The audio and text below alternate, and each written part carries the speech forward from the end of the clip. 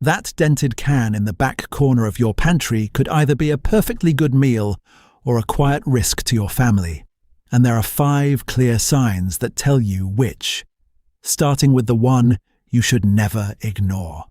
Subscribe to Shelf Alert for practical stockpiling tips, food shelf life guides, and calm preparedness advice every week. Here at Shelf Alert, we don't panic, we check. That's the whole mindset. So picture that can, the one shoved into the dark back corner, behind the stuff you actually use, sitting there for who knows how long. You pick it up, and you honestly can't remember when you bought it. Fine. We're going to answer that question together calmly, and by the end, you'll be able to walk your entire stockpile in about 10 quiet minutes and know exactly what stays and what goes. Canned food is the backbone of a smart reserve. It's cheap, it lasts for years, it feeds your family when the shelves at the store are thin. But it doesn't last forever, and that's the part people forget. Knowing the warning signs turns guesswork into confidence. So let's get you that confidence, one sign at a time. Sign number 1. The bulging lid. This is the big one. Run your finger flat across the top of the can. A good can is flat and firm. A can that's gone wrong will swell, dome up in the middle, or spring back when you press it. That doming means gas. Gas means something is growing in there and giving off pressure. And that can include botulism, which you cannot see, cannot smell, and absolutely do not want anywhere near your dinner. So this rule is not up for debate. If it bulges, toss it, don't taste it. No exceptions.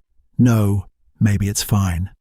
And honestly, go grab one can from the back of your pantry right now and run your finger across the lid as we go. You'll be checking along with me. It takes 2 seconds and it tells you a lot. Flat and firm? Good.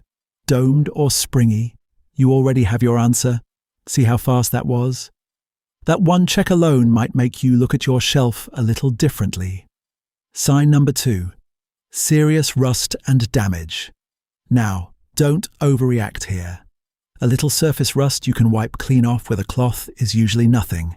That happens in any pantry, especially anywhere with a bit of damp.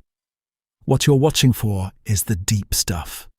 Rust that pits the metal, that eats little craters into it, or rust that runs right along the seams. That kind can open up tiny holes you can barely see, and tiny holes let bacteria in. Same story with dents. A dent on the flat side or the label, that's just cosmetic. The can took a knock on the way home from Aldi, no big deal. But a sharp dent on the seam or on the rim, that can break the seal that's keeping the food safe. That one matters. So when you're standing in the store, here's the small habit that saves you trouble. Look closely at the edges, not just the label. Everybody checks the pretty front. Turn the can.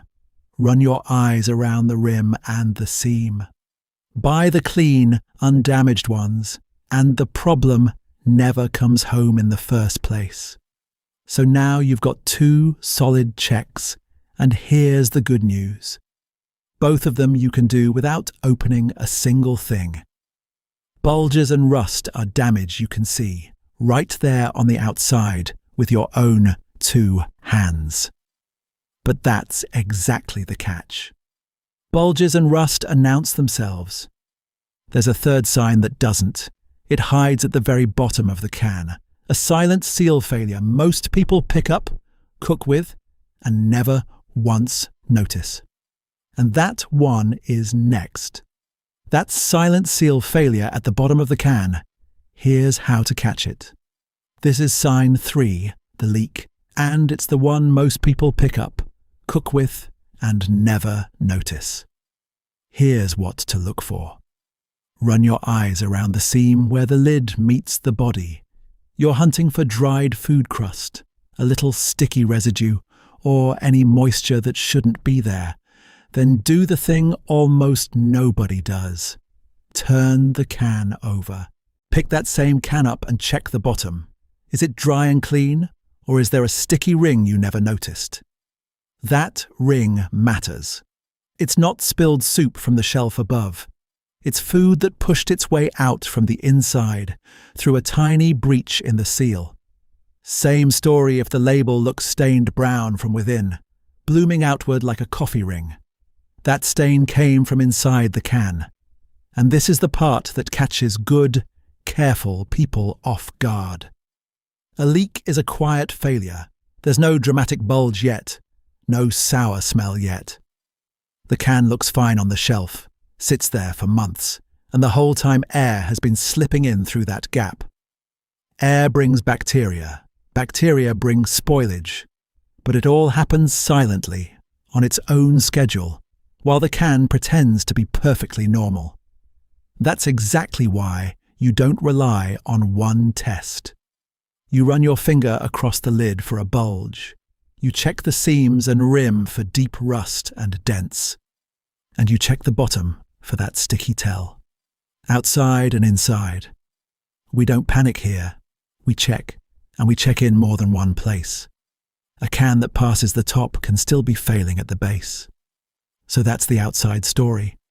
Signs 1, 2, and 3 all live on the surface. The bulge, the rust, and dents, the leak. You catch every one of them before you ever reach for the can opener, which means your whole first pass through the pantry happens with the cans still sealed. But the moment you open a questionable can, it starts telling on itself. This is sign 4, the spurt, the smell, and the fizz. And it asks you to slow down and use 2 senses you usually ignore in the kitchen, your ears and your nose. When you open a doubtful can, open it slowly and listen. A hiss, a spurt, or a fizz tells you everything before you even smell it. Properly preserved food is quiet and still. It doesn't push. So if liquid spurts out under pressure the second you break the seal, if you see foaming, if you hear a fizz like a soda cracking open, stop. That pressure is gas. Gas is a byproduct of the wrong things growing in there.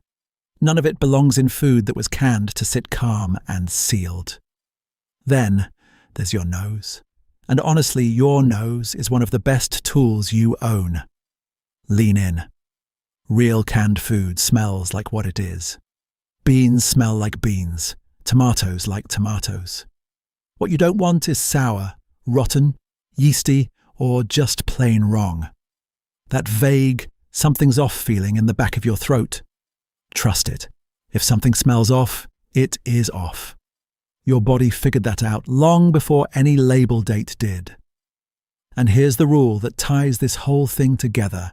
The one I want you carrying to your pantry. When in doubt, toss it. Don't taste it. You do not do a tiny taste test to make sure. You don't cook it hot and hope. A single spoonful isn't worth a week in bed. Or worse. No meal is worth the gamble. A can of beans costs about $1. Your health doesn't. So now you've got 4 checks. The lid, the seams, the sticky bottom, the hiss, and the smell. That covers a lot. Most bad cans get caught right there. But here's the last trap. A can can pass the lid, the seam, the bottom, and even the smell test, and still be spoiled the moment you actually look at what's floating inside it.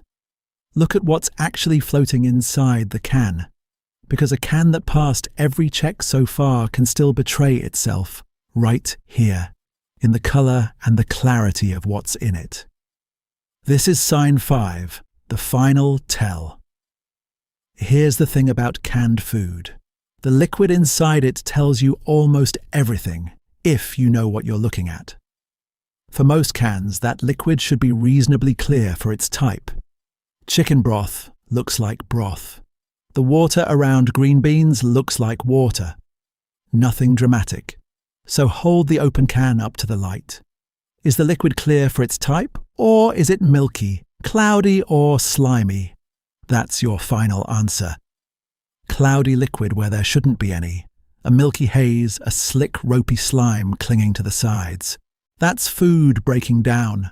That's bacteria doing their quiet work while the can sat in the dark. And look at the food itself. Unusual dark spots, a patch of fuzzy growth, mold. Any colour that just looks wrong for what you know that food should be. Peaches shouldn't have grey flecks. Corn shouldn't sit in a cloudy sludge. Discoloration and an unnatural, mushy or slimy texture are the last thing your eyes need to catch. So remember the old rule. When in doubt, toss it. Don't taste it. Not one careful little taste to check. The can that looks off is telling you the truth. Believe it. And that's it. That's the whole set. 5 signs, and now you own every one of them. Sign 1, the bulging lid. Run your finger over the top, and if it domes or pops, it's out. Sign 2, serious rust and dents on the seams and the rim, the kind that breaks the metal's job. Sign 3, leaks, dried crust, sticky residue, a stained label that means air got in. Sign 4, the spurt, the smell, and the fizz the moment you open it. And sign 5, right here, off-colour contents and cloudy liquid. Bulging, rust and dents, leaks, bad smell and spurting. Off-colour contents. That's the full walk, outside to inside. And you can now take that walk through your entire pantry in about 10 calm minutes and know, can by can, exactly what to toss and exactly what to keep. No guessing, no worry, just checking. Because that's what we do here. We don't panic, we check. Now let's protect the good cans, the ones that passed. Storage matters more than most folks think. Keep your cans somewhere cool, dry, and dark. Ideally below 21 degrees Celsius, so under about 70 degrees Fahrenheit. Heat and damp are what age a can before its time. And get them up off the concrete floor. Concrete pulls in moisture and cold, and that damp is exactly what speeds up rust on the bottom of your cans. A simple wooden shelf or a plywood board under them does the trick. Cool, dry, dark, and off the floor. That's your whole storage plan. Then rotate. First in, first out. The oldest cans move to the front and get used first. The new ones go to the back. That way nothing hides in that back corner of the pantry for years, quietly turning into the mystery can we started with. Grab a marker and write the purchase date right on the lid. 10 seconds per can, and you'll never wonder again. And stop the problems before they even get home. At the store, look before you drop a can in the cart. Skip the dented ones, the rusty ones, the ones with a lid that isn't flat. There are plenty of clean, undamaged cans right behind them. Choose those. A bad can you never buy is a bad can you never have to worry about. So go check just 5 cans in your pantry tonight. That's all it takes to start trusting your whole reserve. 5 cans, a light, your finger across the lid. You'll be surprised how good it feels, because a trustworthy pantry was never about fear. It's common sense. It's knowing what's on your shelf and knowing it's good. Check a few cans today, toss anything that fails without a second thought, and build your reserve step by step, one calm shopping trip at a time. You don't do it all in a weekend, you just keep it honest. That's it, friends. Come back to Shelf Alert next week and we'll keep your pantry ready together. Stay calm, stay stocked, and I'll see you then.